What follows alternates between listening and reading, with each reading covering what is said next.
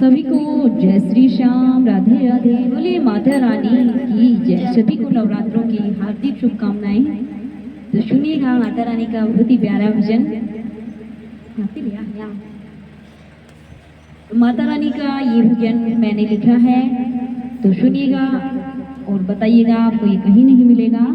तो नवरात्रों में 9 दिन मैया रानी का पूजन होगा, उसके ऊपर माता रानी का बहुत ही प्यारा भजन है, सुनकर बताइएगा। और ये है हमारी प्यारी सिमी, ये बाहर रहती है और बच्चे इसे दूध डालते हैं, तो ये रोजाना हमारे घर आती है सुबह शाम दूध पीने के लिए।